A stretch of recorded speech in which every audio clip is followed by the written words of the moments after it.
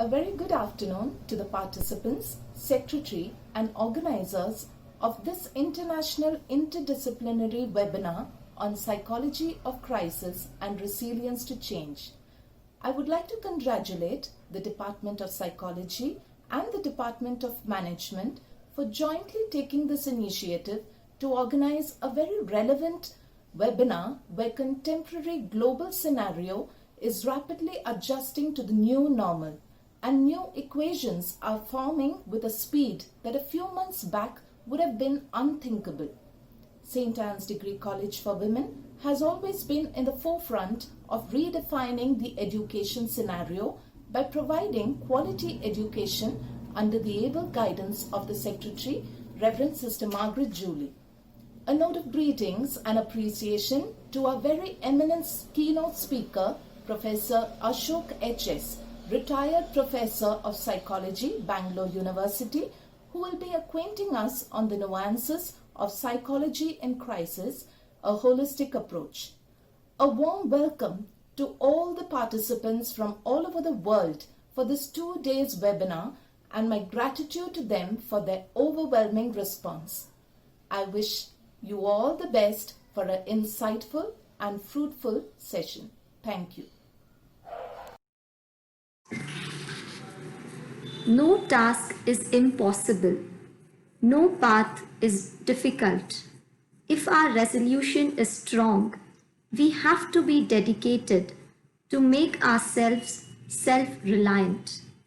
This magnificent building of self-reliant is Reverend Mother Margaret Julie, the General Coordinator for Education for the Society of the Sisters of St.Anne, Chennai, Secretary and Administrator of St.Anne's Degree College for Women, Bangalore, to enlighten us with the presidential address.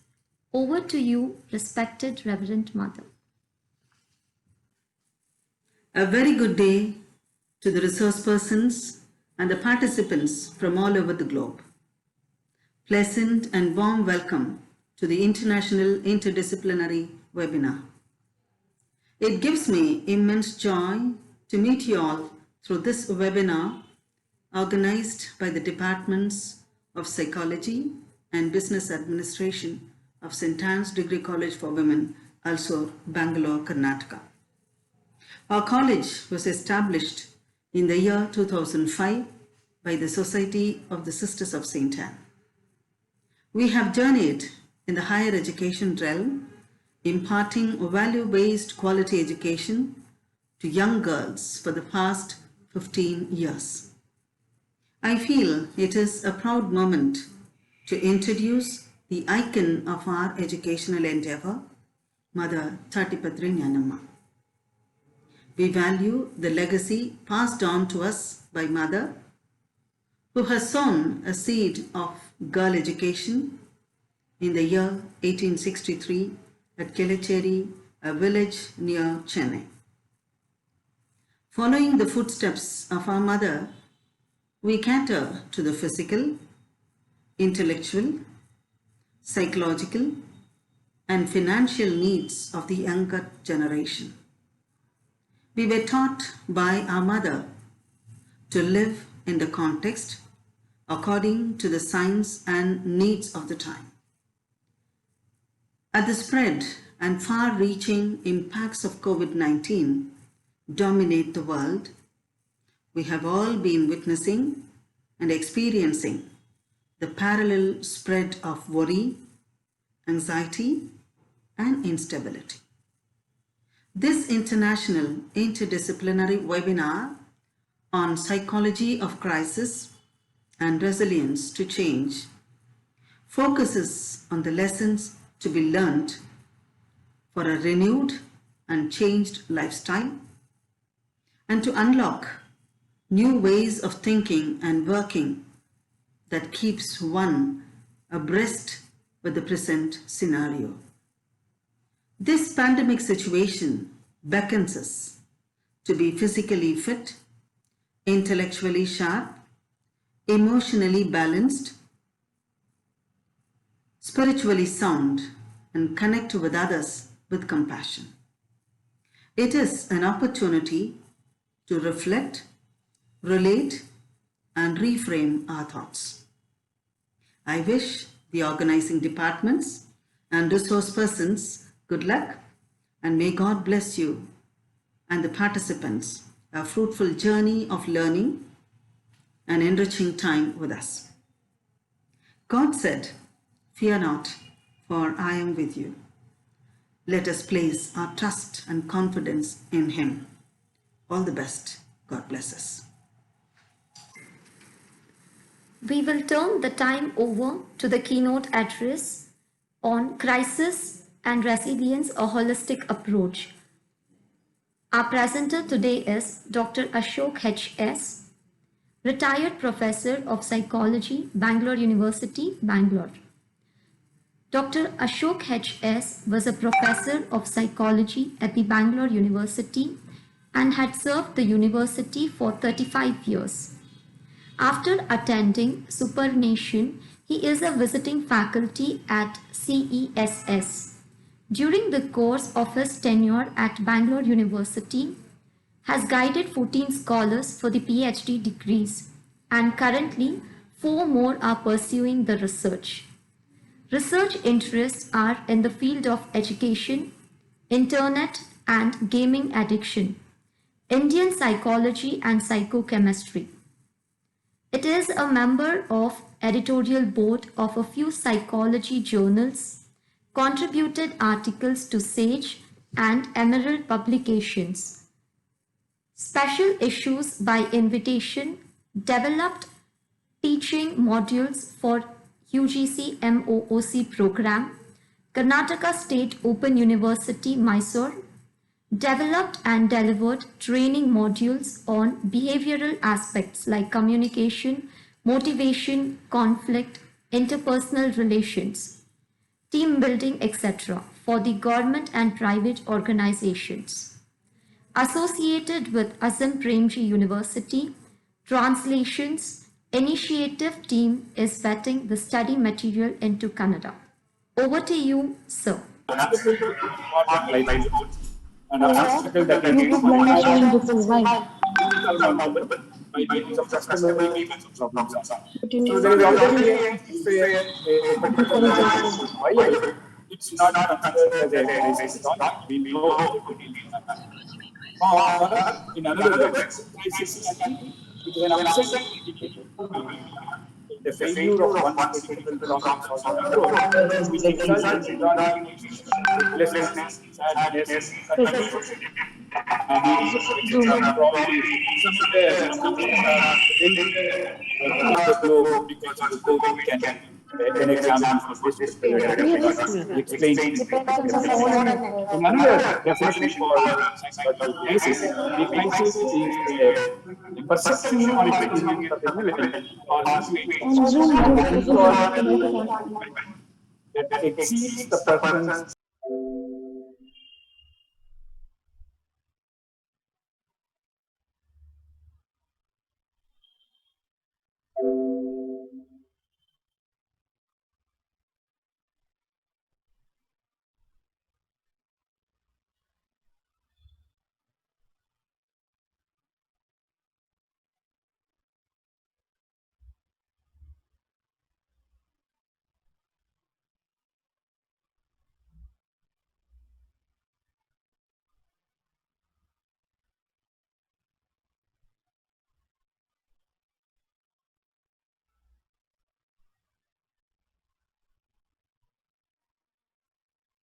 resources into big mechanic.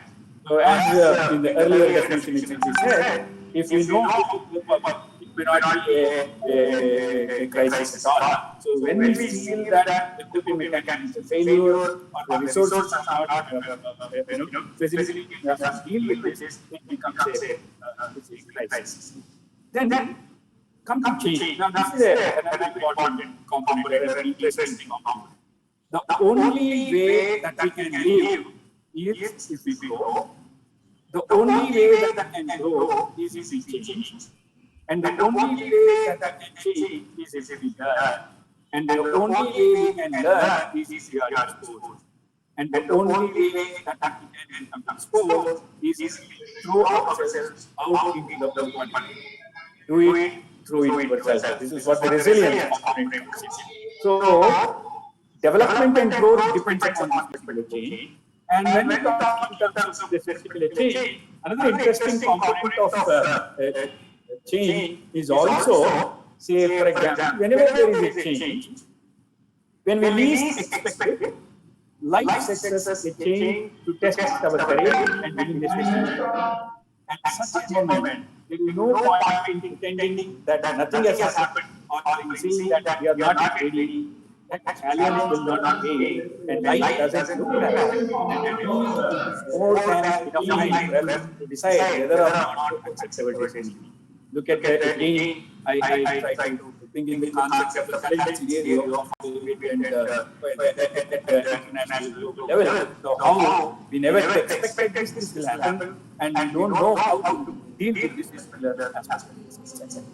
Now, when we talk in terms of the relationship between change and crisis or the crisis of change, change is a natural process. Whether you like it or not, things will change. You yourself change, others will change, as a result, you are also going to change. So change is a natural process. And change is desirable. So when change is desirable, now look at the component. So look at the dichotomy that is involved here. At one point of time, you feel bored that nothing has changed. And when there is a change, there is a resistance.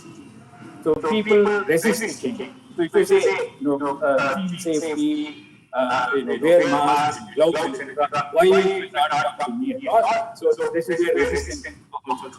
And resistance is the primary cause for the perception of crisis.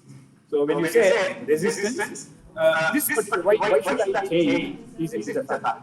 And when you say why should I change, that resistance will be the primary cause for the crisis. Now, when you look at the crisis or the psychological aspect of crisis, there are three developmental types of crisis we can see. One is the developmental crisis, another is situational crisis, and the third one is existential crisis. Now, developmental crisis as the individuals grow across the several stages of development, certain crises, probably all of us are familiar with identity crisis that is typically experienced by adolescents, etc. And we also find the crisis at the various stages of life. So, developmental crisis refers to a crisis that a human being can experience at the various stages of development: childhood, adolescence, adulthood, elderly. So, this is one type of crisis that human beings experience. The second would be situational crisis. So probably right now, what we are experiencing is a situational crisis. So there is a war, there is a pandemic, there is a drought, or there is a natural. These situational crises with the change and adapting to that particular change. Situational crisis is another factor that we can look into. So that situation results in crisis. And until unless till we make an appropriate the effect of crisis. The third one would be the existential crisis. Now, this is more of a purely a psychological the questioning of existence itself. Probably nowadays, especially we find in recent we find the incidents of suicide is more.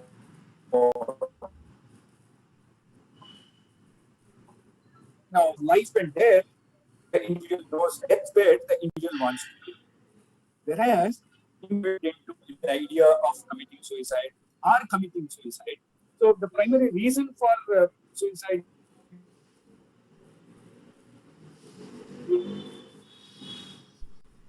of these aspects when you are locked, you have to stay inside the house.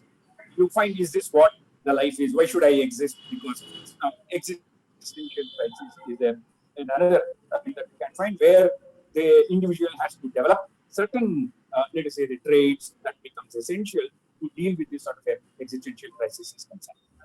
Now, when you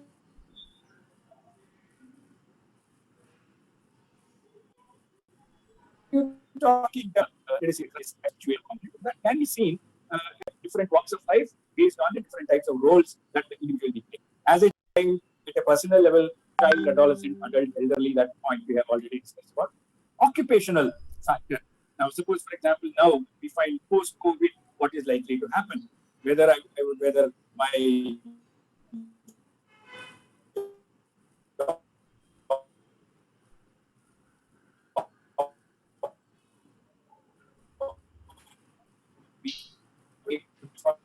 job environment changes that is taking place.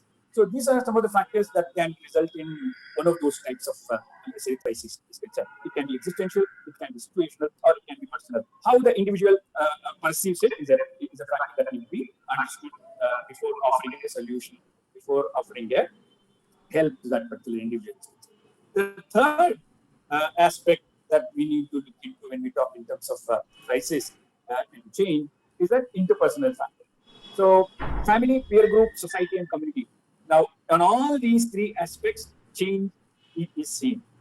So, the earlier system of family as a single unit, as a joint family, doing a change, you talk in terms of extended a nuclear family, you talk in terms of living together, and these sort of a component changing the social institution like family, marriage itself is undergoing a change, which can lead to whether I can cope up with that particular change, whether I adopt to that particular change, can result in the crisis.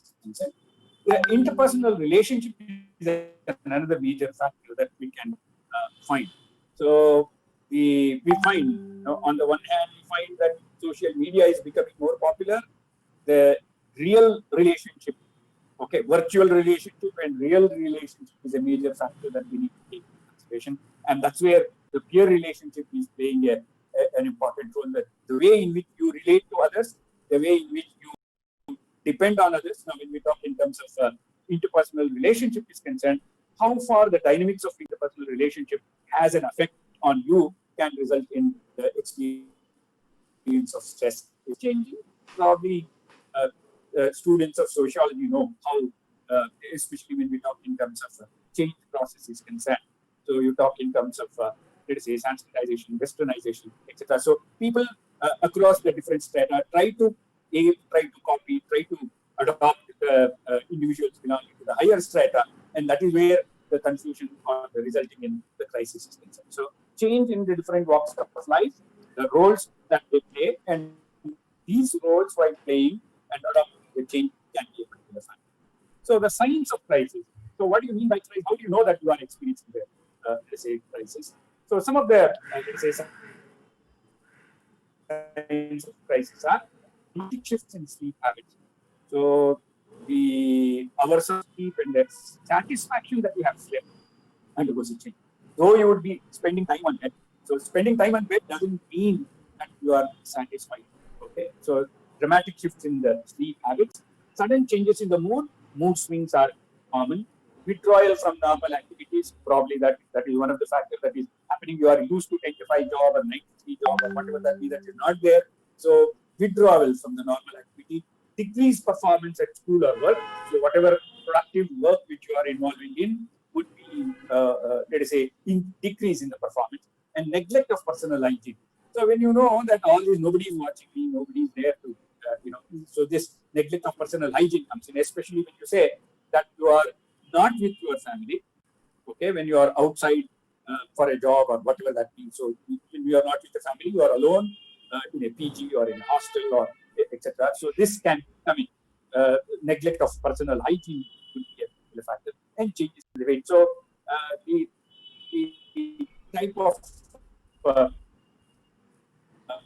food that is available to you, intake of food is another factor that can show the signs of crisis.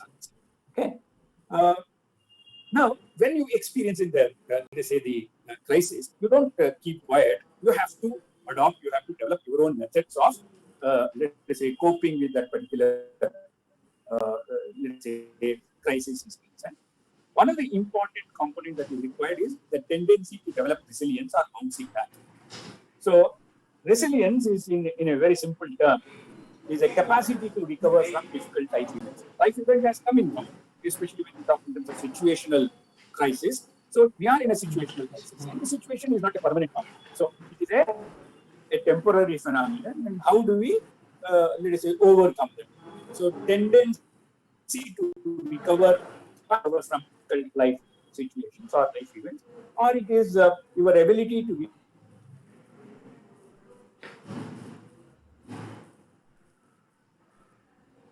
and diversity and bounce back and that's where right nowadays there is another interesting concept that is being coined up. I think you are familiar with the intelligent quotient, you are familiar with the emotional quotient, you are familiar with spiritual or the social quotient. Now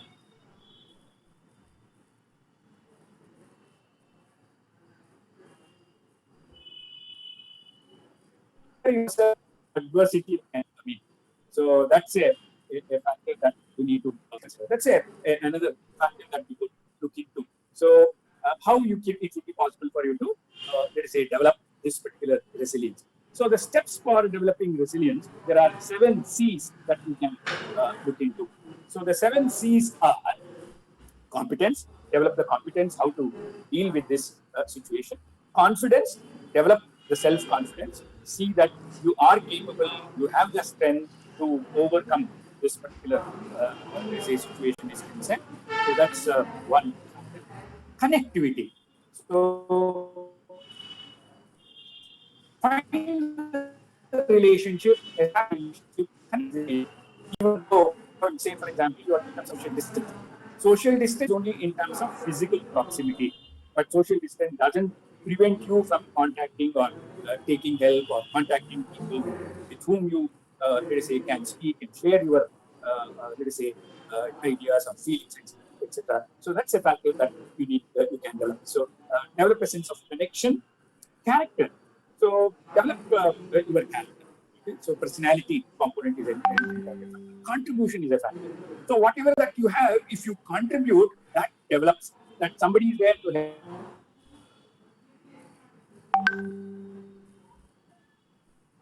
Of a, let us say, a contribution is a factor. Whatever the difficulty you may be experiencing, it's only a temporary phenomenon. There are people who are experiencing much more, let us say, the diversity, and comparing to them, can you help them to come up, or can you help them to cope up with this situation? Is a factor that you can look into. Coping, develop a coping strategy. Probably when we talk in terms of coping, there are 2 types: emotional and problem centered. Emotional is always dangerous because temporarily it can help you. So feeling sad, feeling depressed, or crying, etc. Temporarily it will help you, but how long you can go on crying? So develop a problem to have control. So if you can develop these 7 C's in you, probably resilience would be a factor that you can look at. Now, when we talk in terms of change, crisis, and how to deal with this change and crisis, there is a need for a holistic approach. So, again, when we say, when you have to clap, one with a single hand you can clap. So there are at least two hands are required to clap. So that is where, when you talk about dealing with a crisis can be due to several factors. Though on the one hand you say it is perceived, the perception can be attributed to, can be linked to the changes that are taking place outside the self also. So that is the reason why there is a need for a holistic approach to deal with the, let us say, the crisis component is concerned. So the measures that individuals have to take, or the measures that would be useful for a holistic approach would be: what does an individual can do to deal with change and to deal with the crisis at a personal level? Can he be a person to cause change, or can he be a person to adopt that particular change? So this is one particular factor. Measures to be taken by the family. How, when I was talking about adversity quotient, how can the family, in their parenting can develop or can use this particular style of making the children or helping the children to experience adversity, so that how to teach them how to deal with that particular adverse situations also. That is where the family becomes an essential factor. Measures to be taken by a society is concerned. So now we are coming to the macro level. So what, again, whenever there is a change that is come. So suppose, for example, we are talking in terms of the educational sector. So how to deal with this particular sector? Now, when you say, for example, online teaching, this is where the society has to take, So when we say, for example, society has to take in, can the online be made for LKG students or the children of very young age? Now, this is where the society has to take care of. Can it be limited? Can it be limited, or how it can be adopted, etc. So this is where the society will also play a significant role. And lastly, I think the change, or it also has to be at a global level. So how changes that are taking place across the globe. Now, when we talk in terms of crisis here, no matter whether it's a developed country, or a developing country, underdeveloped country, how change in one can affect the change in the other. So probably we talk in terms of SARC and G7, all other international bodies are there. But for the point of, or from the point of view of psychological health, or from the point of view of dealing with the crisis also, can we think in terms of develop?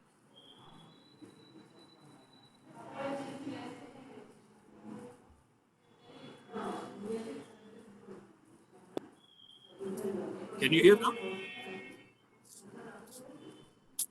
No? Yes, sir, you're audible. You're audible? I'm audible? Yes, yes, yes. Okay. The last point I was talking about is how, at a global level, the measures have to be taken. When we talk in terms of, the economies, so whatever the changes, whatever the crisis that is taking place, how psychologically, or from a point of view of behavioral component is concerned, the body can be formed, so that irrespective of the status of economy, whether it is developed or developing or an undeveloped economy, how those society or a nation can develop the mechanisms of helping the people to adapt to that particular change and to deal with the crisis.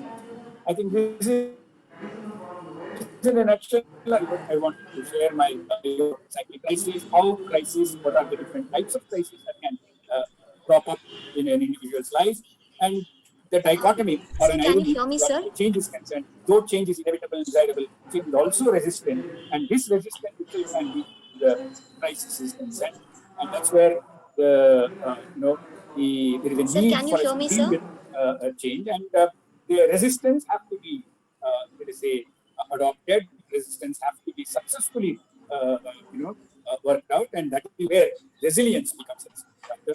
Develop a resilience, so that with the 7 C's that I have mentioned, probably with that it will be possible for us to deal with this situation is concerned. So thank you very much, and thank the authorities and audiences for listening to my talk. Thank you very much. No, it's okay. Don't hear.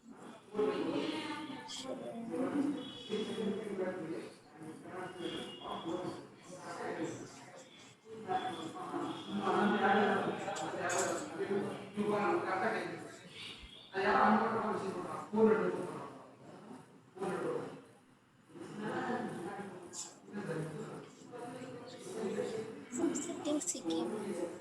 Want me to watch this call just.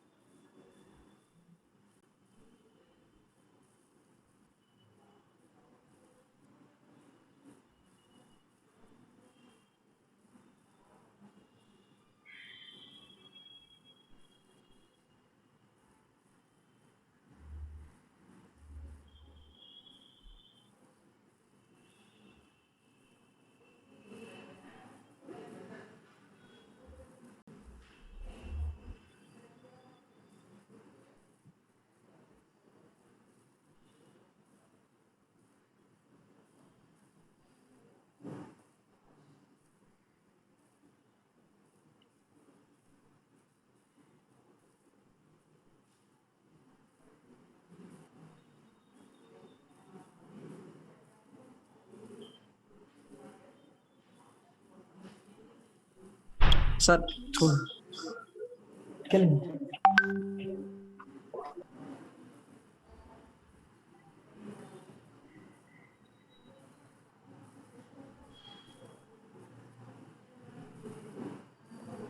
Hello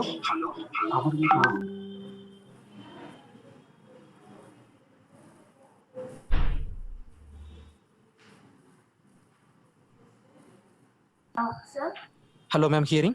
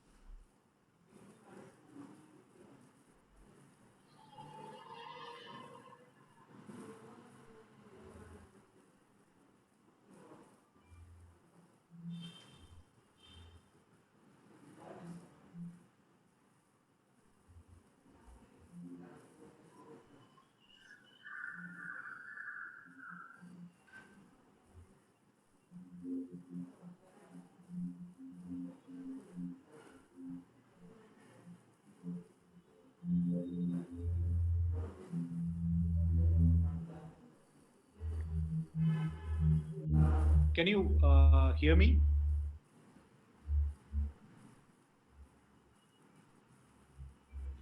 Yes, sir. Yes, sir. Yeah, I think you can start the slides. Yes, sir. So can you see the screen, sir? Yes.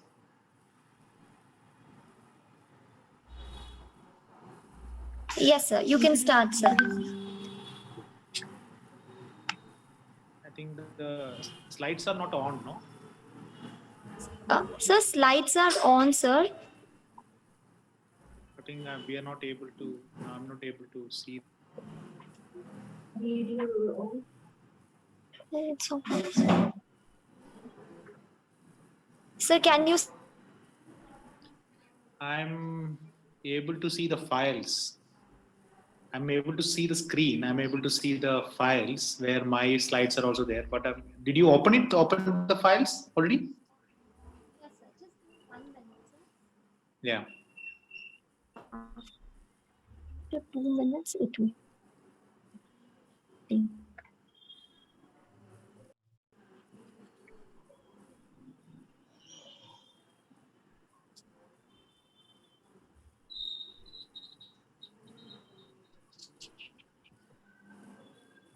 Sir, is it Yeah.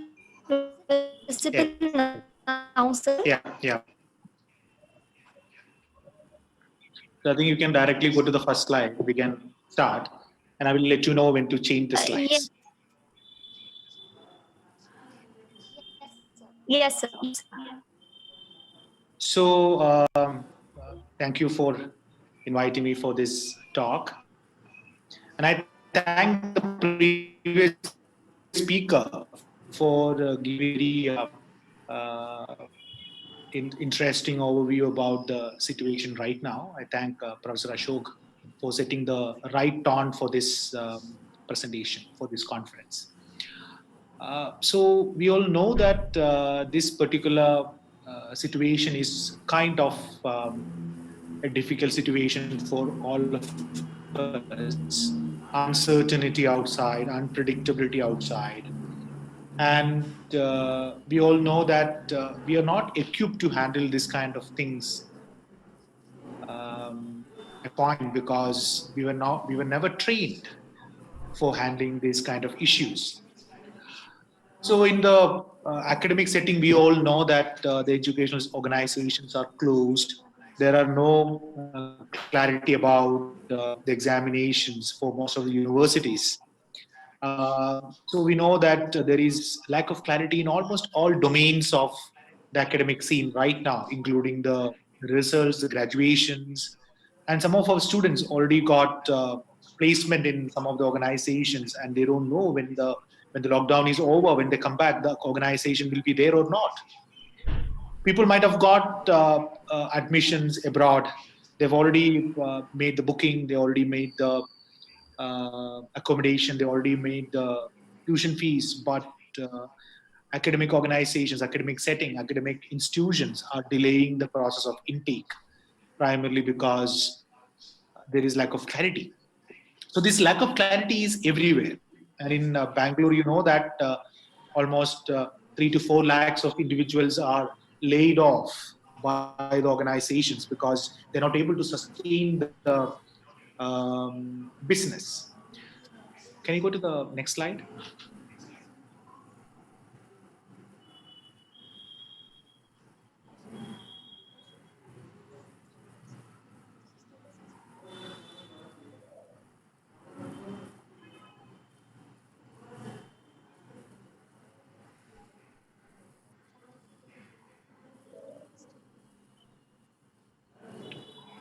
Fine, fine, no problem. So it's okay. So the issue right now, most of the people are worried about things which they don't have any control.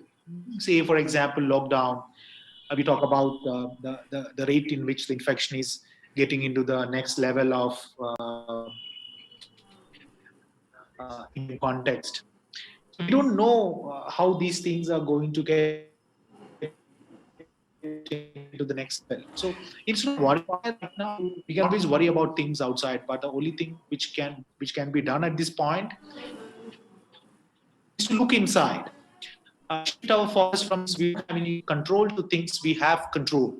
So this self-talk inside primarily negative in nature. So what happens is negative self-talk is coming up repeatedly in the context of getting into a negative self-hypnosis. So it's impacting us emotionally, it's impacting us feeling, it's impacting us physiologically, and we know that it's impacting us in our behavioral space also. So people, that could be the reason why there are a lot of cases about suicide, there are a lot of cases about internal outbursts, people get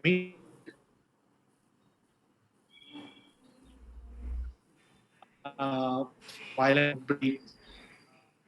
It's about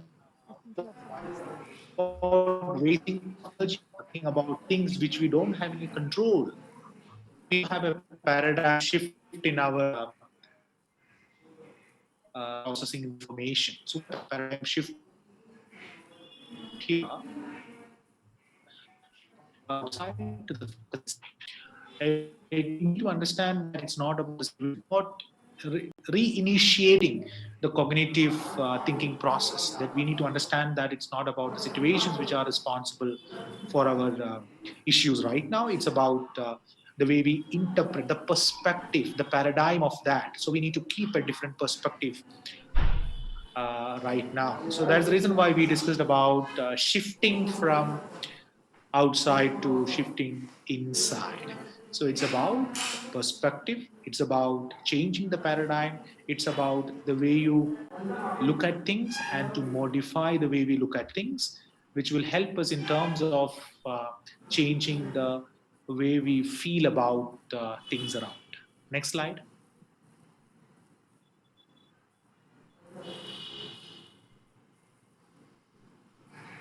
Yes.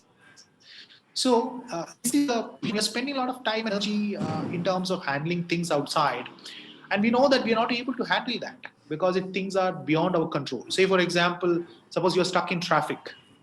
You have an option of abusing the system, you have an option of abusing the government, the road traffic system, and everything. But the reality is that you are stuck in traffic.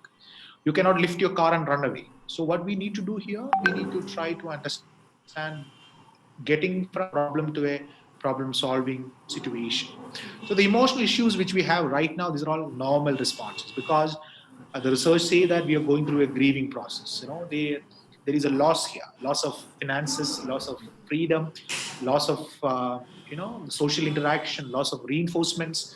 So what happens instead of getting into the denial, it's time for us to get into the acceptance mode. The same process which Elizabeth Kubler-Ross very clearly explained.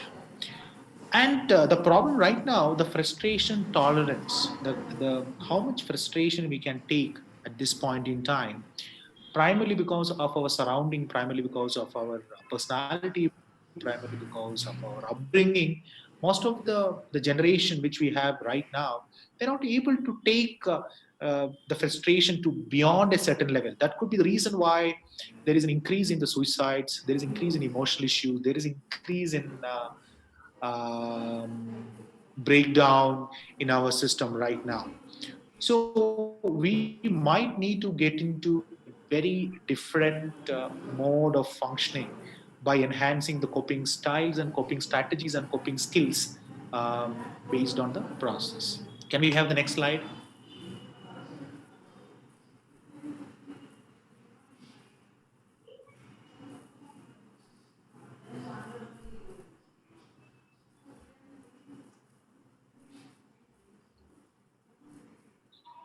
So the coverage we get right now, the primary issue which we get right now is people are not motivated, people are not people are not motivated, people are not interested in sustaining in their day-to-day routine, primarily because motivation end of the day. So how can we have a self-sustained motivational enhanced process on a regular day? That's primarily to have a proper routine on a regular basis, to have a proper routine on a regular basis. So you need to make a list at the beginning of the day and review it. And end of the day, when you look back, you know that you have done these things perfectly fine. That itself is a motivator for you to sustain in this system. And while preparing a schedule, make sure that you are kind of specific and also include things which give rise to some kind of relief for you, some kind of recreational activities, some kind of pleasurable activities which you used to like doing before. That is very important for you to sustain your sanity at this point in time. And make sure that you don't need to be that, even though you need to be specific, but you don't need to be strict and rigid when it comes to modify, when it comes to having this structure. Next slide. So what are the things which you can plan right now? We all know that you had a lot of interest in generating hobbies and other activities, but you never got a chance to do this because of lack of time. You can give multiple reasons for that. You can always say that it's lack of time or whatever it is. But right now, it's time for you to explore those hobbies and interests. Say, for example, I live in Bangalore, where before I used to spend around 2 hours on a regular day for reaching my office because of heavy. But right now, since I'm working from home, I don't need to spend these 2 hours. This 2 hours is a bonus for me. So what do I do with these 2 hours on a regular day? So that's the reason why I mentioned about recreating or reinitiating, reinstalling your old hobbies and interests. There are a lot of do-it-yourself kits available. So one of my clients recently told me that he bought a guitar almost 10, 15 years ago, but never got a chance to explore it. But right now, he has started to learn the guitar because he got an online tutor. So this way, you can initiate that. Most of the universities in the West, including Harvard and Stanford, started online courses. So you can think of exploring that. A lot of organizations, a lot of colleges. Say, for example, right now we are conversing, or we are interacting in an online platform. So these are all things which you can think of. So now it's time for us to set our goals a little more consciously. Always remember, after 5 years, when you interact with somebody, they might always ask you, what did you do differently in this 3 months or 4 months of lockdown? So it's time for you to revisit this. It's time for you to recreate your goals once again and make sure that it goes in line with the agenda. Internship. So I always say the students, right time for them to understand work on, explore on different modalities right now. So internships abroad. So previously we had a lot of difficulties in terms of looking for internships outside because of the travel, the stay, and things like that. Now they're all open for free. So think in that direction. There are a lot of discussion forums online available right now. Say, for example, Bangalore, we have around 10 to 15 reading clubs. These are the things which you can think of exploring right now, so that when you look back after the lockdown, you know that you have done justice to the free time. You have done justice to the time you have spent at home. Next slide. These are all academic forums where anybody can think of joining. So how can we make use of this online platform in a judicious way?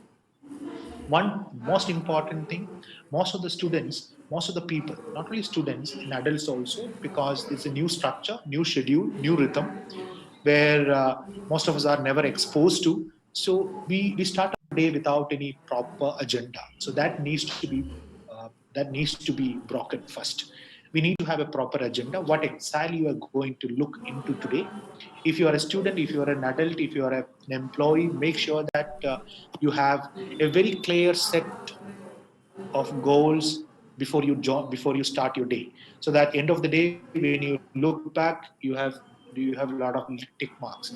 Make sure that all of us are working from home, so there is shortage of space. Even then, make sure that you have a dedicated dedicated space, whether for work or for study. And so the only problem with this online mode is the only one person who is active is a teacher or is a presenter or the facilitator, not like the class. The classroom, you have a lot of people involved, engaged.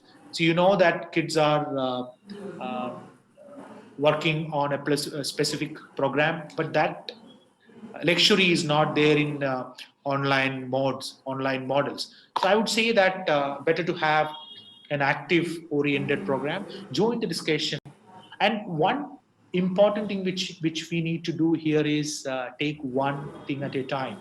So I've seen people joining, most of the online courses are free nowadays, so people join multiple platforms at the same time, but it's not going to help you in the long run. So we need to have focused exploration of our academic activities, and always make sure that you need to have controlled processes for your engagement, give adequate rest for your brain instead of looking at 24/7 onto the platform. Make sure that you have proper time for each and everything on a regular day. So rest your brain also. Next slide. Yeah, so we have already mentioned in the previous slides that how do we find motivation by primarily engaging ourselves in different exploratory activities, like in the creative mode if you're interested, or if you are more an academic person, then get into informative documentaries and relevant course materials from the net. Netflix recently published a lot of documentaries in psychology and different domains in social sciences. These are all avenues wherein which you never had before, but you can look into exploring these kind of things. Uh, Learning a new language. I'm telling one of my friend was telling recently that it's time for you to learn a new language, because most of the European countries, they take psychology students and social science students for high studies for free without a much tuition fees. But you can explore that only if you have if you are comfortable with that particular language. So it's time for you to explore some of these domains going forward, so that it's a good investment. It's not a dead investment. It's going to be a good investment going forward in the long run. Next slide. Yeah, so this is a very important point which I have thought to be discussed in this platform like this. Very interesting statistics from Tata Institute of Social Sciences, which they have very clearly mentioned that an average Indian spends around 4 hours to 6 hours on a regular day on social media networking sites. And we know that that has increased now, primarily because most of us are relying on our gadgets for spending time, whether it's for academic or job related purpose, but we are spending a lot of time and energy in this. So that needs to be modified. Another one about our sleep patterns. Since you don't have any structure on a regular day right now, people are sleeping too much or too less. That needs to be worked on. Primarily because for a healthy interaction going forward, you might need to have a proper sleep. Minimum 6 to 7 hours of sleep is required, because it's important for you to keep your energy in the right direction or during daytime. If you don't have sleep, what happens is that it will create a lot of ruckus in your system. And there are a lot of books, including the Why We Sleep by Matthew Walker, very clearly mentions about the importance of sleep. How about your physical activities? That's also very important. Physical activities, if you're able to have 20 to 30 minutes of physical activity on a regular day, that will help you in terms of increasing the neurotransmitters like serotonin and dopamine, which are required for you to keep your wellness status going forward. And also eating on time. So now what happens? Most of the people report that they're not hungry because they're not physically active, but that's not that's not true. Primarily because you need to understand that your blood sugar levels needs to be kept in the optimal level. If you don't take food on time, that can lead to a lot of other issues, like say for example, then you might get into blood sugar decrease in the system, and it can lead to emotional issues. That's very important. Watching TV shows and movies throughout, that needs to be minimized, reduced, and kept in the optimal level, so that you'll be able to see that the joyful feeling can be converted into a wellness feeling in the long run. Otherwise, these are all very temporary. These are all very short-lived.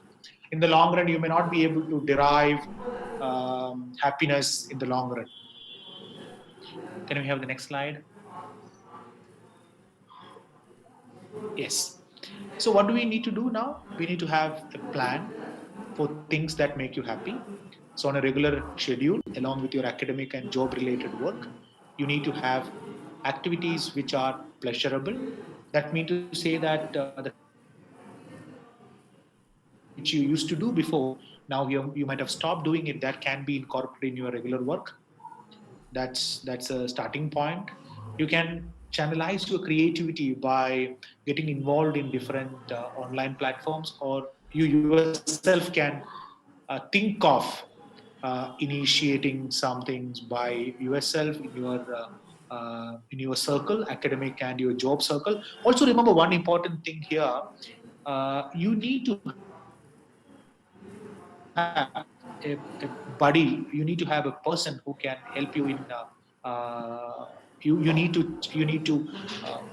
buddy with somebody who can help you in channelizing the creativity, so that it can ensure that you're on track. So this will also help you in terms of generating this will also help you in terms of keeping your brain alert and vigilant, and this keeping your mood on the higher side. Can you go to the next slide, last slide? Oh, yeah. So what happens now when you are on a automatic pilot mode? Most of us are in automatic pilot mode. You're doing the same thing like yesterday. You're doing the same thing like day before yesterday. There is no feeling of present. So what happens when we are anxious, when we are worried? There's a tendency for us to think things in the future, think about things.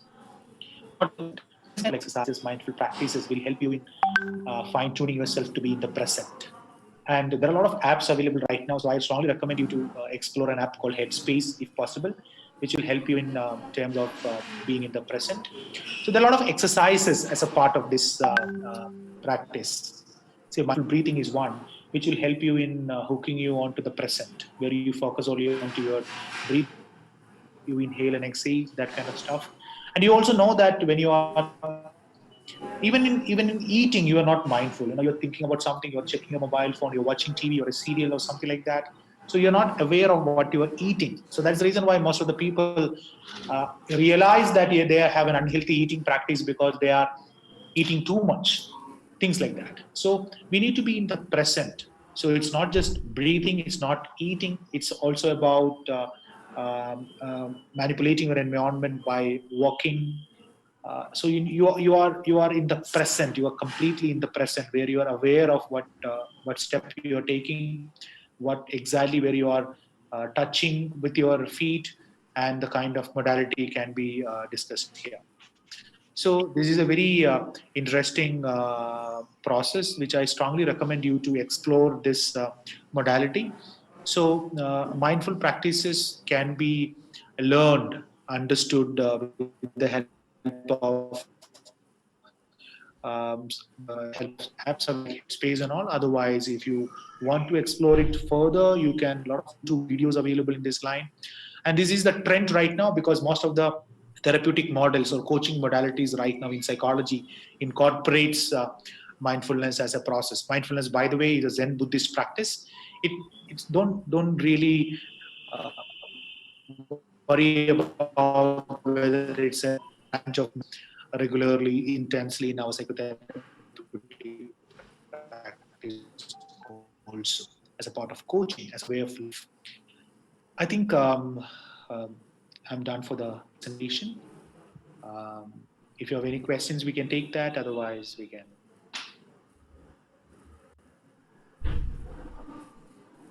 Thank you, sir. Thank you Thank so you. much. It was a wonderful coverage on mindful breathing, mindful eating, and mindful walking. Thank you so much, sir. Sir has a lot of achievements in his book. Sir is an consultant clinical psychologist, RCI registered, adjacent faculty, IIPR College, Chief Psychology Officer, yodos.com. Dr. Ginny K. Gopinath is a consultant clinical psychologist and a certified clinical. He completed his post-graduation in applied psychology, chief from Kasturba Medical College, Manipal. He has also completed master level program in yoga, Swami Vivekananda Yoga, Anusandhana Sasthana, astrology, and from Annamalai. His PhD is from University of Kerala. He was trained in CBT by Dr. R. Charity Training in Clinical Hypothesis from International Society of Hypnosis under Michael Yapka and Asen Aladdin at Germany. Currently, he is the Chief Psychology Officer at Your Dost Online Counseling and Emotional Wellness Company, Bangalore. Clinical Director and Chief Clinical Psychologist at Mind Matters Clinic, Bangalore. He is also the editor of the International Journal of Transformation of Consciousness, the publisher of Mind Matters magazine, the president of Indian Association of Clinical and Academic Hypothesis. In the past, he worked as the head of clinical operations at Optum International and director at the Insight Mental Health Services Private Limited. He was also an assistant professor at Department of Psychology, Christ University, Bangalore. Swami Vivekananda Yoga University, Indian Institute of Psychology and Research, Bangalore, and Mahatma Gandhi University, Kottayam. He regularly conducts workshops in different parts of the country. He has also conducted workshops in Nepal, Sri Lanka, Germany, Iran, Malaysia, and Middle East. He has presented papers and conducted workshops in national and international forums of mental health, has authored 4 books and a dozen research papers in national and international journals. Thank you, sir. Thank you so much. It was a great experience listening to you, sir. Thank you. Thank you so much. Our next speaker is Ms. Sharunya Doyal. She will be highlighting us on resilience and coping strategies to uncertainty. Ma'am is a psychologist, Police Force, Mauritius. After graduating from Bangalore University in 2013, Sharunya Dayal returned to her home country, small island in the Indian Ocean. From there, she started on a journey of exploration of the actual psychology in the island. From working in schools to NGOs, universities, and the corporate sector, young adults at various levels. She has gathered a rich and diverse experience which she uses to bright, positive, sustainable change in her society. Sharuna Doyal is a clinical psychologist currently working in the public sector in Mauritius. I repeat, in Mauritius. She is also a part-time lecturer in mental health and volunteers with numerous local at NGOs. Ma'am, over to you.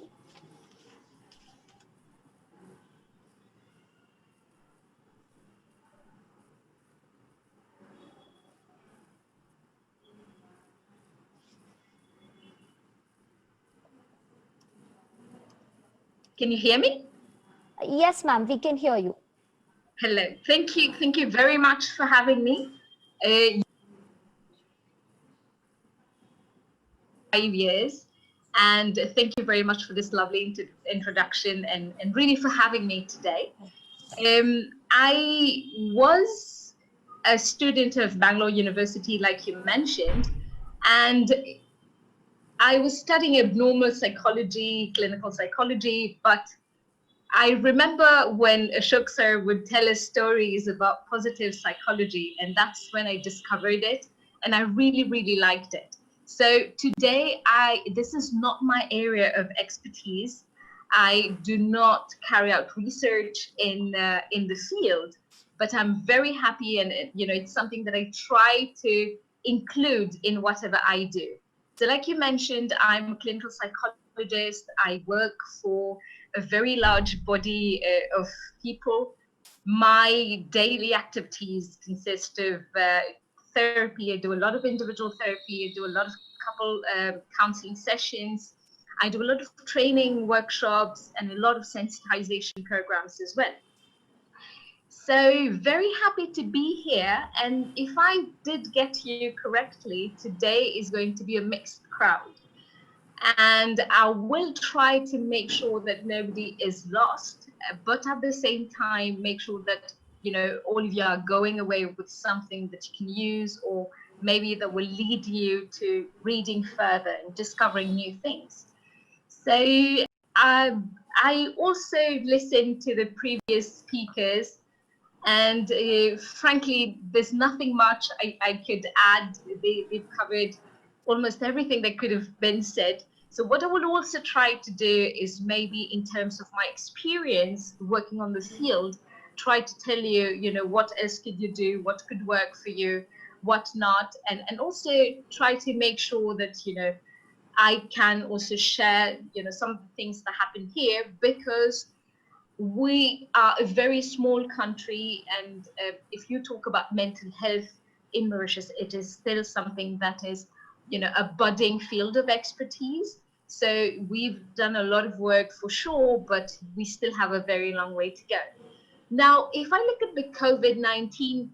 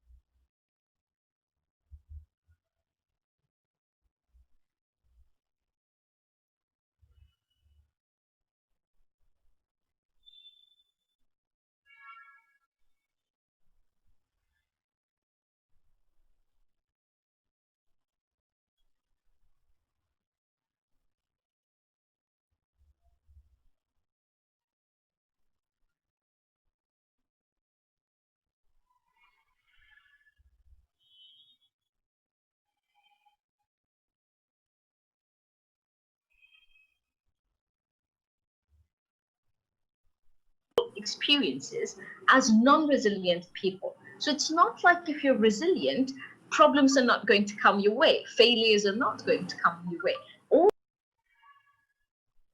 these already happen, but what happens is that you have developed protective mechanisms so that you take these difficulties, you return them into a state of equilibrium and balance, or just try to make something better from it.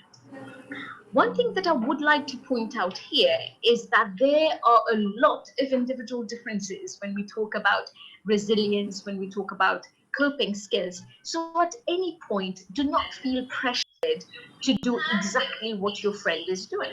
If you look at how people are going about their everyday life right now, and I suppose in India, if the situation is not yet controlled, a lot of you are still living very online lives. For example, today's it's not a seminar, it's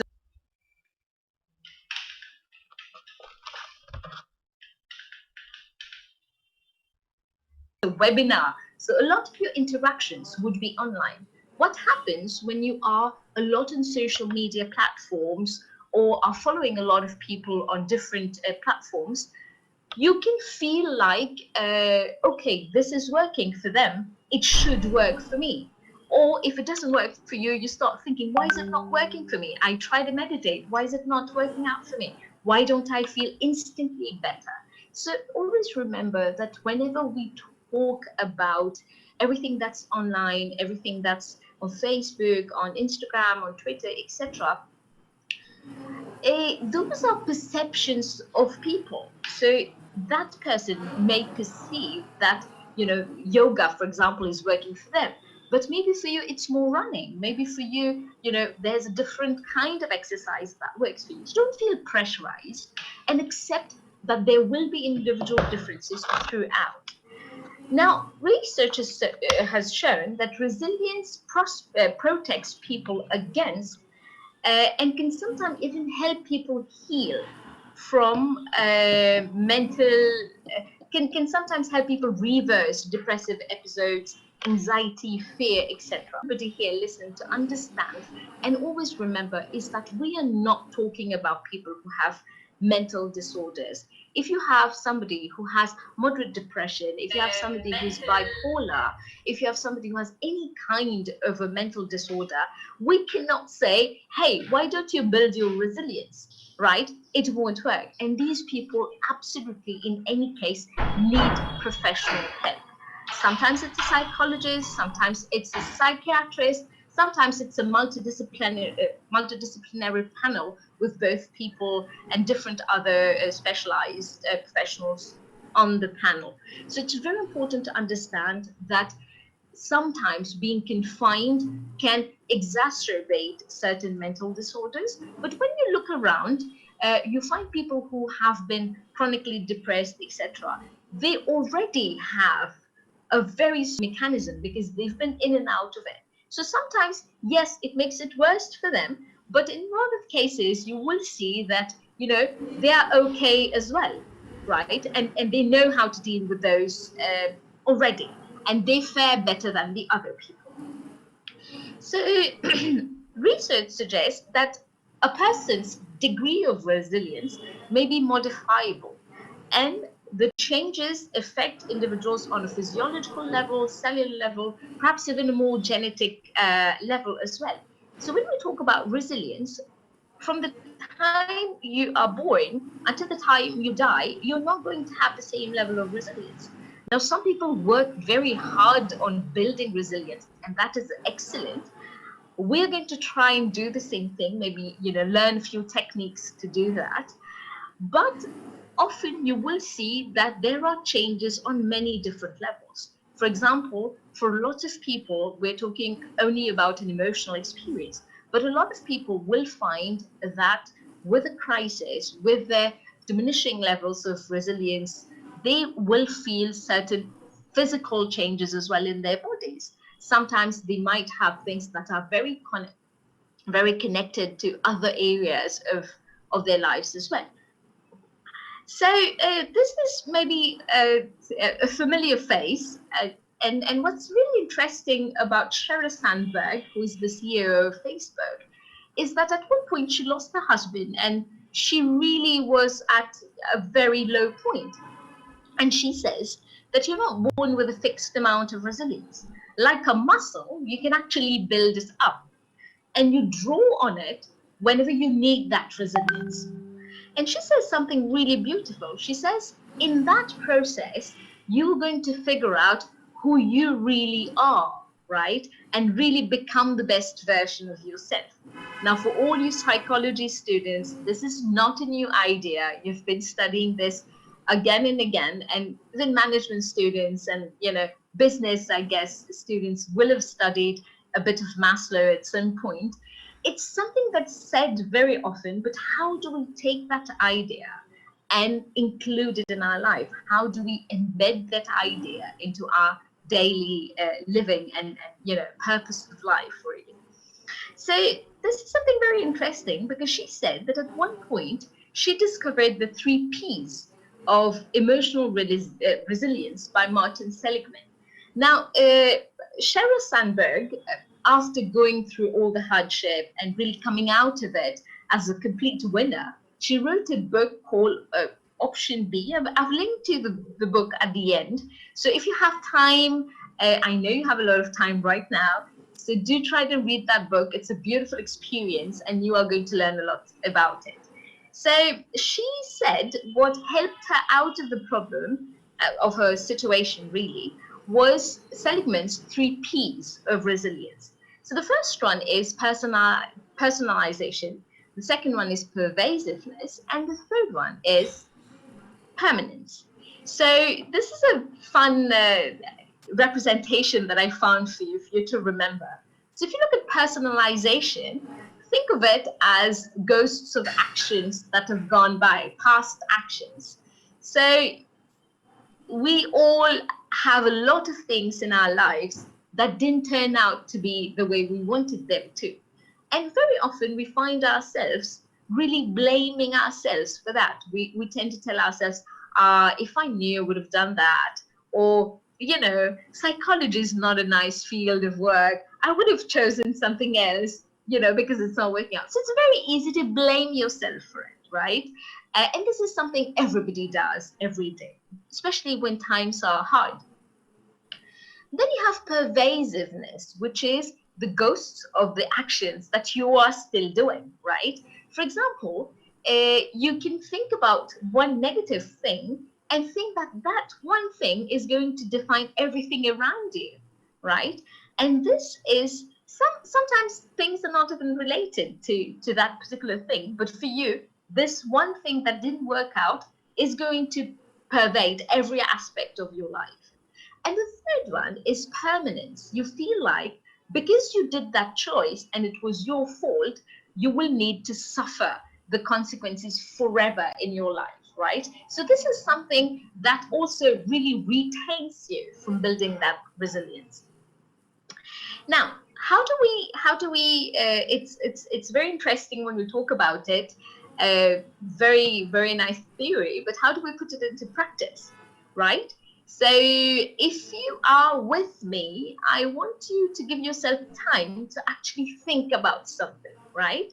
Think about something that you don't like at all, and think about something that you blame yourself for it. Think about its implications in your current life. Is it affecting you? Is it something that because you're blaming yourself for it, you can't move beyond that point? And is it something that is going to taint your view of the future as well? Now, let's try to find a more concrete example. In the wake of the COVID pandemic, a lot of people around the world would have lost their jobs. It's very unfortunate, but it's true for a lot of countries.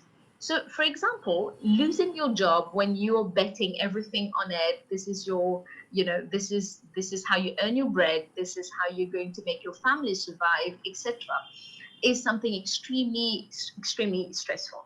So, if you look at it, with this personal point of view, you might start telling yourself, I was not good enough. That's why, somebody else that I know was retained and I was kicked out, you could start thinking that there is something wrong with me. Maybe, I didn't put in enough efforts. Maybe they don't like me personally. Or you might find something to do with yourself with regards to why that happened. And slowly you will see that as you go deeper into that, abyss of darkness, you will see that you start thinking about it in a permanent way. You start thinking, I lost my job, I will never get another job, what will happen, etc. And you will see that this might also be pervasive to other areas of your life. For example, because I don't have a job, I don't have enough money right now, my future is unclear, maybe I'm not a good parent after all, maybe I'm not a good son, daughter, etc., etc. So this being, a good parent, for example, is not really connected to that one job. When you look at it, you will see that all the negative feelings are going to pervade all the areas of your life. And this doesn't make you resilient at all. Now, how can you take this, turn it into something that's going to make you more resilient? So you take the personal, you try to make it impersonal. Look for things. Why did you lose your job? Is it because of you? If it was because of you, you maybe wouldn't have lost it during the pandemic. So maybe the company is struggling. Maybe your skill set is not fitting. And this is where you try also to explore other areas. So maybe I didn't like the job to start with. Maybe I feel like I can do something else. You will find this in a lot of social enterprises or small businesses. So those who are able to thrive and come out of this pandemic as winners are those who are evaluating what they're doing. Is this what we want to manufacture? What else can we do, right? Instead of saying, no, we shouldn't have gone into this line, this was a big mistake, etc., etc. So try to think about it from a more impersonal point of view, like really take a step back, analyze it, take yourself out of the equation if you can. Second is the impermanence of it. A lot of the problems that we face, we tend to think about them as, this is final. That is why you see a lot of people, especially recently, there's been a lot of suicides. One is way too many. And then, we are plagued by this. And very often it's easy to understand because in that moment, you feel like this is the only thing that can happen to you. Now, try to find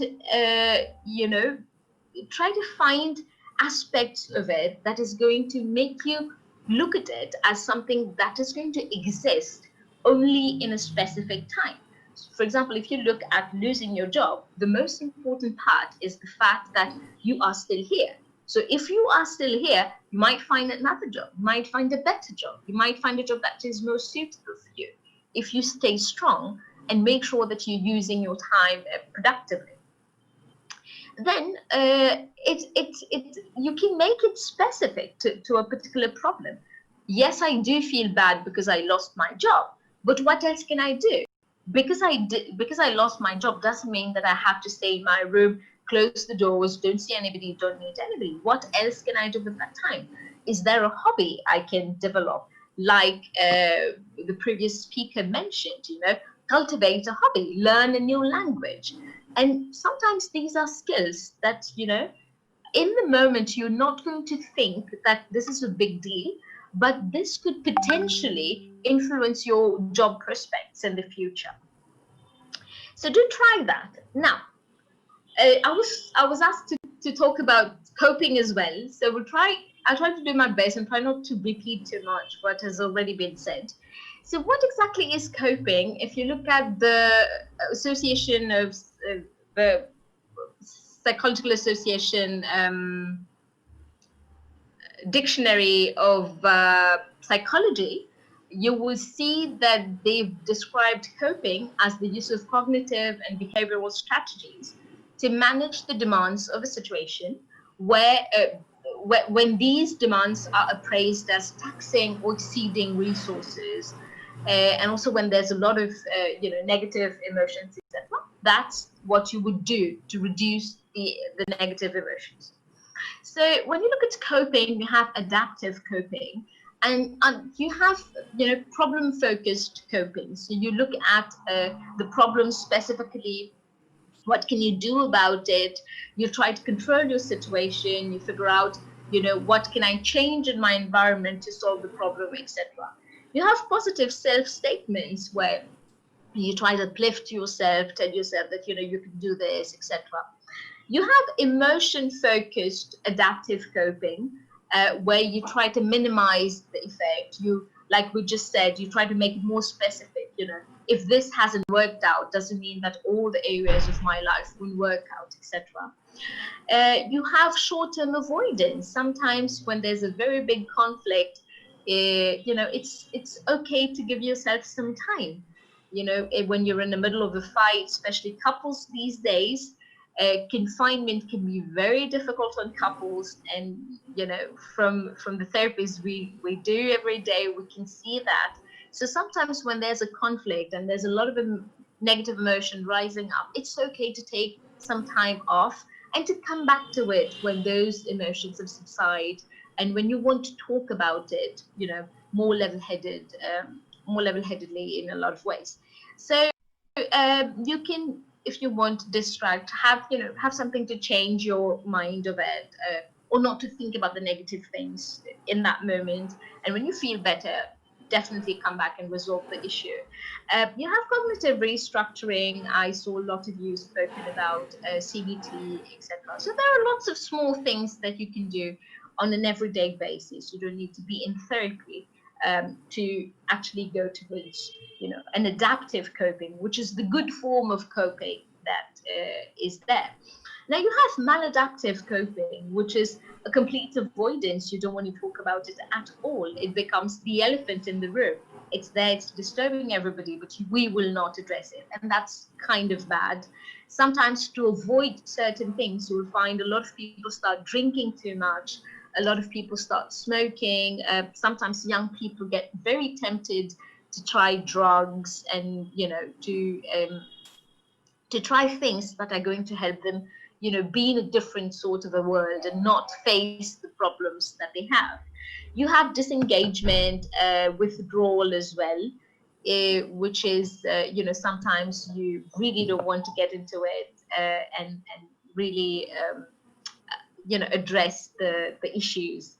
So sometimes you find people can become a little aggressive as well, and they can ruminate, keep thinking about it without any solution, just thinking about how big the problem is, etc.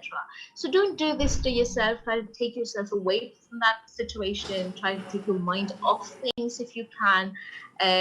Don't be resignated. There are lots of things that you won't be able to control.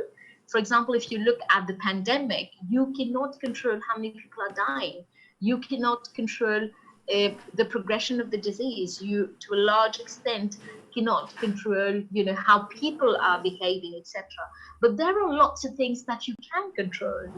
For example, by taking your precautions, by being safe, by not going out, you can decide to protect yourself, your family, etc., etc. So try to focus on the things that you can change versus those things that you can't change.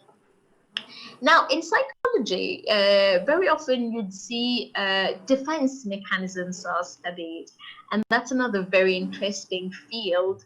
And if you look at coping mechanisms, they're slightly different from the defense mechanisms. When we talk about defense mechanisms, very often we talk about things that are, pretty much automatic for us. But when we talk about coping mechanisms, those are controlled efforts. We orient them. We also want them to be able to control stresses, whereas our defense mechanism are just going to shut out everything and make sure that we are protected inside, right?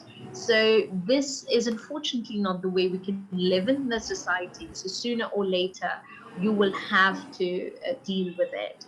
So when we talk about coping mechanisms, you'd see there's a lot of emphasis on allowing expressions as well. How do you feel? What is it that you want to do about it? And they're quite flexible, like I was telling you. If we say, for example, what is the one coping mechanism that works for your friend? maybe for you that's not going to be the same thing. Maybe there's something that you would have tried and wouldn't work on you. So try to keep that flexibility mindset and move on to something, or try to find something that's exciting for you that helps you out generally. So we won't go into the details because I think are we good on time? We still have time, right? Okay. Yes, so let's assume we do have a little bit more time. So I want to go through this roadmap to navigating the crisis, as I call it, and try to make the most of it. Now, everybody has spoken about this, and I think I'll try not to dwell too much on things that have been said. But these are very general things. Do not be very much stressed out if you cannot if you cannot do them to perfection. Do not be too harsh on yourself, and also try to do the best you can, right? Now, the first one is building your connections. Everybody speaks about it. I think connecting with people who are empathetic, connecting with people who are understanding, and also, it does remind you that you're not alone in this crisis. And sometimes, being able to talk to like-minded people, from the same discipline, from the same field, for example, can be something that's very soothing. And if you look at psychologists, for example, very often, especially right now, there are lots of people who seek help. So sometimes it can be overwhelming dealing with this day in and day out. You might want to talk to a colleague. You might want to be able to connect with somebody who's sharing the same experiences as you.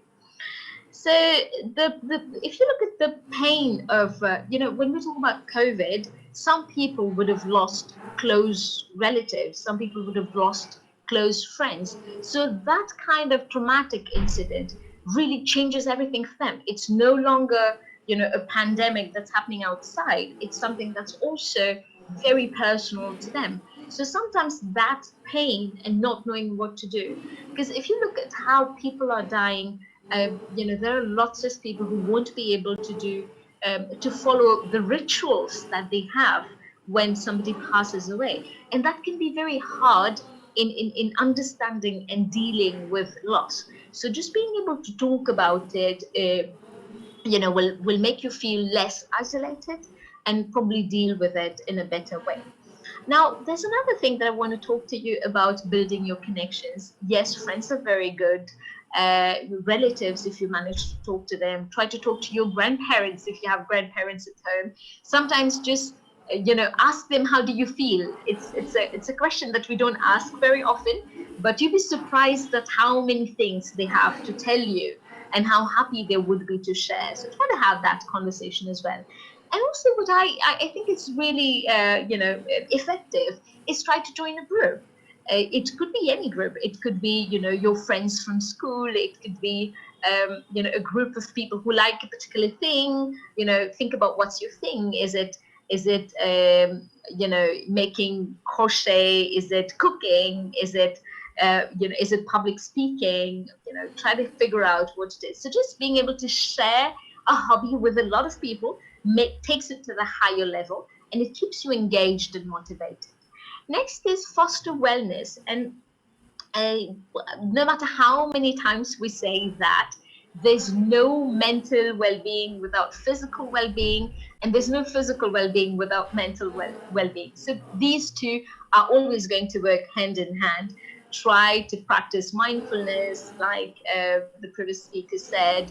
Try to do an exercise that works for you, and really be creative. People are not going to be able to go to parks. People are not going to be able to go to the gym, etc. So try to find something that you can do with people who are with you. And I was listening to Jacinta Ardern the other day, and she talks about the bubble. She says the people who are going to be confined with you, these are your bubble. So with those people, it's actually fine to do activities and even exercising together.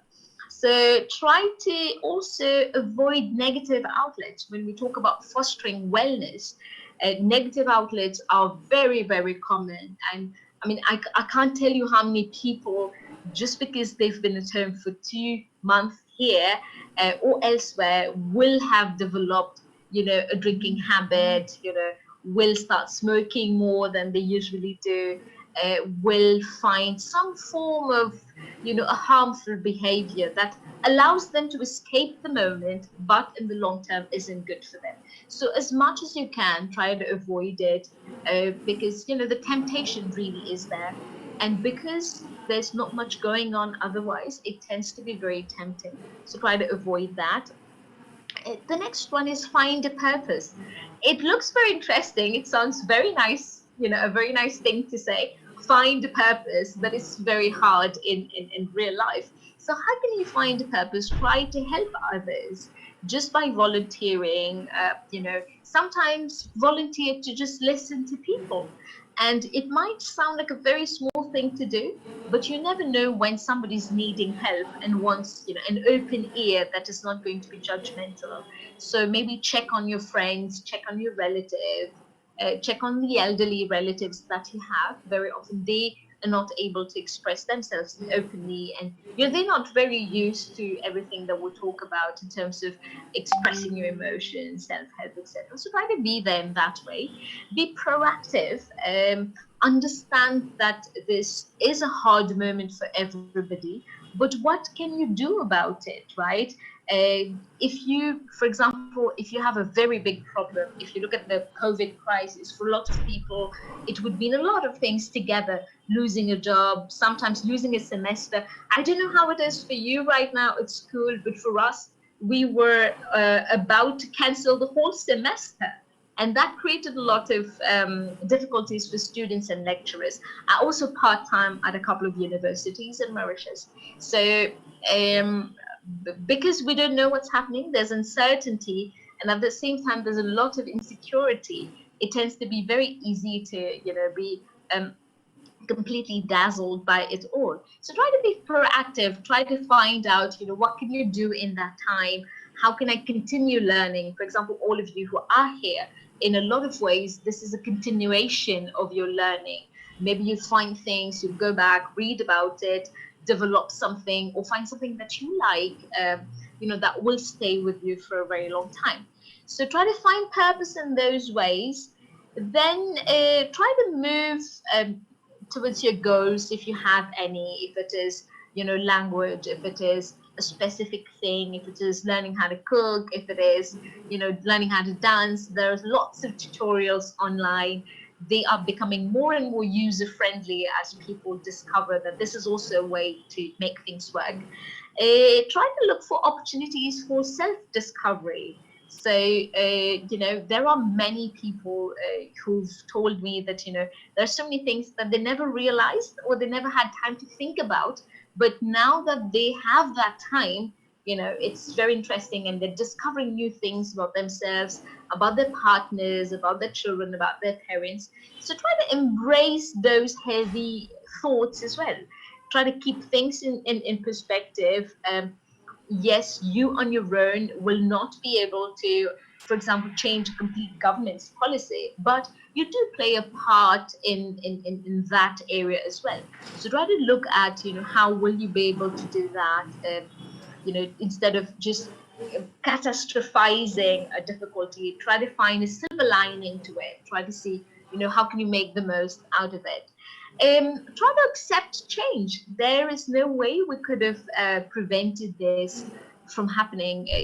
Yes, some countries are dealing with it better, others less better. It depends on so many factors. It depends on the people, it depends on the infrastructure, it depends sometimes on the climate, on all the cultural aspects, etc. So there are so many things that we cannot control in a lot of ways. So accept that there will be changes and try to go with it. For example, for us, we are at a stage where we are going towards a deconfinement, so everything is going back to normal, but you still have the social distancing procedures. So for example, if we meet people, we want to hug them, we want to shake hands with them, we know that this is not going to be possible. Now, how do we find a way to go around this, but at the same time make the person feel that, I'm happy to see you, and I welcome you, etc. So all these, we need to work on it, and try to find alternative ways that are safe, keeping in mind that this pandemic might be here for a very long time, even after normal life has resumed. Try to learn from your past, try to see what has gone wrong. And I remember when I worked in a school with very young children, they were very happy about all the, when I would give a test, they were always very happy about everything that they had gotten right. So one day I told them, what's the most interesting thing? Is it what you have, all the rights that you have, or is it the mistakes that you made? Then one little guy came out and said, it's the mistake, because if I learn that, I'm not going to do it again. So that is something that, try to build in your life, because when you do something in a good way, it's very nice. You appreciate it for it to get recognition. But when you make a mistake, it's an opportunity for you to grow and learn from it. One very important point that I want to highlight is seeking help. If you feel that you need to talk to a professional at any point, do not hesitate to seek help. A lot of people have suicidal ideation. A lot of people have depressive symptoms, and they don't share it. They let it be. Sometimes they think it will pass with time, etc. There shouldn't be any shame. There shouldn't be any kind of embarrassment to seek help from professionals, to talk about it with your friends. Even if you have a friend who comes to you with this, it's always important for them to see a professional who can make a proper diagnostic and make sure that they get help in a timely manner. So do not hesitate to do that. Everything that we talk about are aimed at improving a person's experience. But these things do not work if the person has a disorder, if the person is affected at a cognitive, behavioral, physical level as well. So always be aware to seek help. And just by working on resilience or reading a book on resilience is not going to cure depression, for example, anxiety, for example, and you need to go for professional help. The last one, all of these have been taken from here and there and things that I liked, mostly from the APA's website. But this last one is something that I personally want to highlight. There's a lot of romanticizing the pandemic. For a lot of people, and it makes a lot of sense. We've never had this kind of time. A lot of people are at home. If you look at the videos and what people are sharing every day, they try to find a positive side to it, which is excellent and brilliant. This said, be aware of the fact that this is not what it is going to look like for everybody. There will be people who have lost or who will lose close ones. There will be people who are going to get the disease, the virus, and it's not going to be the same for them. So always be aware that you are not spending a holiday. This is not a holiday that you are going through at home. Yes, we want to learn this, we want to learn that, we want to post pictures, we want to be very happy about it, etc., etc. But this is survival mode. This is a situation of crisis. People are dying. It's very, very important to also be aware of those aspects. So if you can manage to survive, if you can manage to be healthy and fit by the time life reopens in a way, that is already something very, very important that you are doing right now. So don't be hard on yourself. Don't have unrealistic expectations. Don't think that after 2 months suddenly you will become a master chef, or for example, I can't draw at all. So if I go into confinement and I start thinking after 1 month I'll become a Picasso. I'll be very disappointed and I'll be very, very sad about it. So don't have those unrealistic expectations. Yes, of course, use every bit of time to make the most of it, but at the same time, be kind to yourself, be kind to other people who are struggling. I think with this, I will finish. Just a quick thing about. Oh, yes, so that's a very interesting book that I read, and really advise you to read it if you have time. It's called Option B, Facing Adversity, Building Resilience, and Finding Joy. So even if you're not a psychology student, it's a very easy read, and you might like it. And then if you have time and you find any of the concepts interesting, you might try to read anything by Martin Seligman. Lots of freely available short courses online as well. You might try to do that in your free time. Why not? Something that's going to come and support whatever you're studying, be it in whatever field. And then, of course, I referred a lot to the American Psychological Association's website, where I know information is tried and tested and researched. So over to you. Thank you very much for having me. It has been a great pleasure. I don't know how many people are going to watch this, and just a small note, be strong, take care of yourself, but don't forget that you can also take care of others. And it's very important not only to think about personal resilience, but also to think about community resilience. So what are we doing as a community? And I think I'll end by saying that it has been a great privilege. Ashok sir has been a great inspiration. Even after I finished my master's degree, I've often thought about the stories he would tell in class. And even if this is not my line of expertise, I try to include as much as possible of positive psychology, research and resilience, etc., in the trainings that I do these days. Thank you very much. Over to you. Thank you, ma'am. Thank you so much. Ma'am, can we just post one question? It's from one of the participants. Yes. Yeah, ma'am, the question goes this way. Just a second. I will. Oh God. Sorry. Yes, I will just stop sharing so I can see you better. Yes, ma'am. Okay. Can you see me? No, ma'am. Good. I found it. Sorry. Yes, Yeah. tell me. Yeah. Okay. So the question is, ma'am, how we will embrace healthy thoughts? The scenario of the world is changing. The inspirations and aspirations are changing day by day. So how will we embrace the healthy thoughts in us? Absolutely. And I think this is a very relevant question. I would be lying to you if I told you that I have the answer.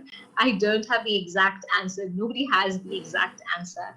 And I think this is something that you need to remember. We are all trying to do our best, and try to do your best every day. In a lot of ways, once you stop thinking negatively, once you start going through that path, it's a very rapid decline. So once you start thinking that nothing is going to change in the world, everybody's going to die, this is the end of the world, etc., you get absorbed in that abyss of darkness very easily and very quickly. And I think the answer really is all of you people, because if you look at, I'm assuming that I am talking mostly to students that are studying right now at the university at St.Anne's College. So all of you people are the youth. You are the people who are going to live through this unprecedented crisis, and how it shapes you is going to matter a lot, because when you look at the world, when you look at the future, you are the future. It's nobody else, it's you. So to a very large extent, people like me, like others, It's not that we've lived our lives, but our experiences have shaped us in a specific way. And for you as young people, it's very important, one, to be as open as possible to learning. I mean, when we talk about learning, it's very often you might be doing, for example, you do business, and you might think, positive psychology, that is psychology, it's not going to help me, I will not get marks, etc. So let that be, I will skip that. What I want to try to tell you is that as a young person, you don't know how the world will look tomorrow. So try to get as many opportunities as possible to learn through your friends, teachers, mentors, at school, take up whatever you can, because the more tools you have, the more equipped you're going to be for the future. And there's another very important thing that we don't talk about enough. I think young people, it's very important for you to do an introspection from time to time. Think about, where do you want to go? But more than where do you want to go in terms of aspirations, in terms of these are the goals, I want to achieve this, I want to do my studies. Think about what kind of a person you want to be. Do you want to be a kind person? Do you want to be somebody who helps? And I think that is something that is really going to build tomorrow's future in a very, very way. And also, just being with people and wanting to help people, you will see is going to really steer you into the positive, healthy thoughts track, because then you're going to see that I'm not the only one, and you'll realize that helping brings you actually a lot more than you think it would, right? Did I answer to your question? Yes, ma'am, very much. Thank you, ma'am. Thank you so much. Ma'am, we have one last question. Can I just post it, ma'am?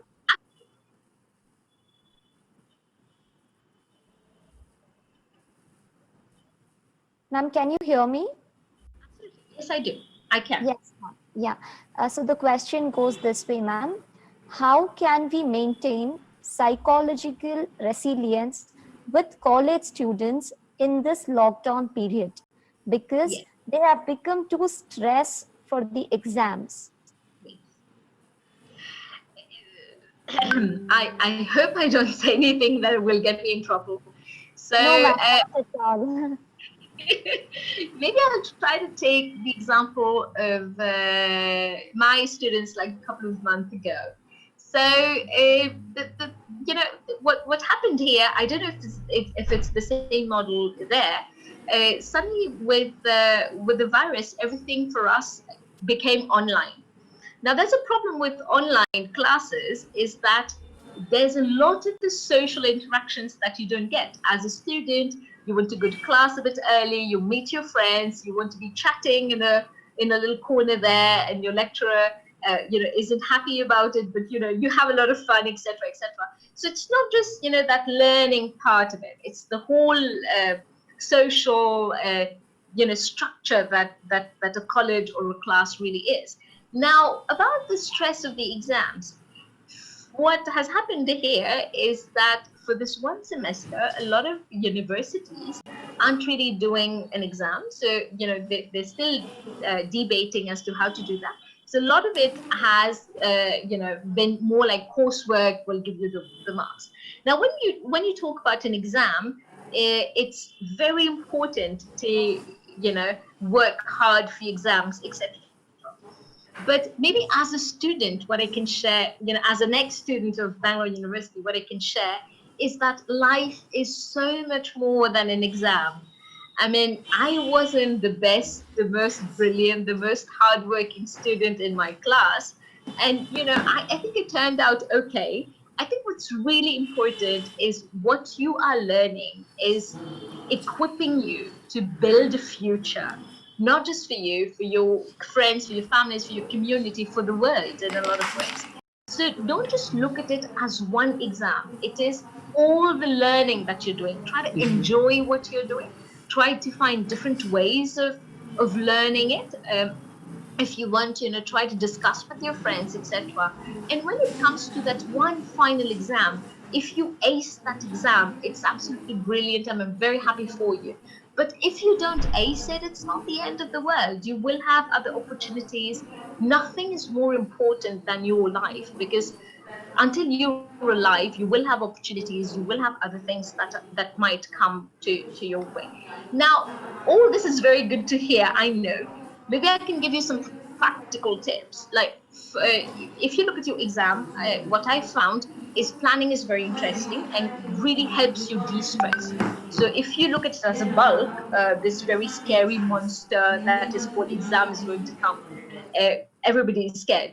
But try to break it down in terms of subjects, in terms of what you need to study, and try to impose certain deadlines on yourself so that you know you are doing a systematic progression instead of just having a bulk to study towards the end of it. Try to rationalize a lot, try to find creative ways, and there's a lot of power in collective studying that I found missing in a lot of students these days. So it's really not about being better than your friend. Sometimes with your friend you are much better than either of you individually could be. So try to have that kind of collaborative learning that is really going to push you, and make sure that you are not that scared of it, but you look at it as an opportunity. I will have an exam and I will get to test for myself as well, whether whatever I have been learning is effective or not, right? So it's again a very, very tricky question to answer, but I think you have a few pointers there you can use to make sure that you go into your exam more level-headedness, and especially with more confidence in yourself, and with the name of doing better at it.